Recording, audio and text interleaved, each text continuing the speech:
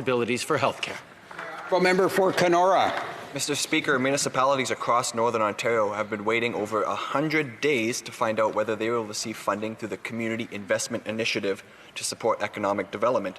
The department claims to respond to funding applications within 80 days, so I raised this issue to the minister 2 weeks ago, but as of this morning, we are still waiting for an answer.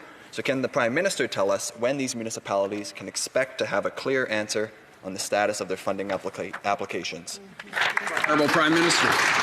Over the past many months, we have worked to flow unprecedented funds to provinces, to municipalities, to communities and organizations that have needed extra support because of this terrible 2020. The COVID crisis has caused us all to need to pull together and work together, and we have been there for municipalities, for Indigenous communities, for rural and remote areas, for Canadians from coast to coast to coast. We will continue to work with them to ensure their applications get processed as quickly as possible. For any further help that they might need, we will be there for Canadians. That's a promise we've made. That's a promise we've kept.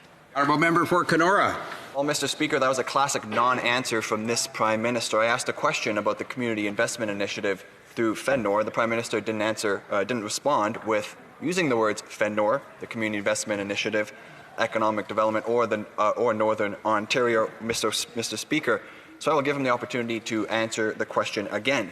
When will Northern Ontario municipalities expect to have a clear answer on the status of their funding applications? Honourable Prime Minister. Mr. Speaker, I think if the member opposite checks the Blues, he will see that I actually said that the applications are being looked at as rapidly as possible, and we will work with them for any extra funds that they need. In the meantime, speaking of regional development agencies, I was extremely pleased to highlight that in the Fall Economic Statement, we recognize the need for a specific regional development agency for British Columbia.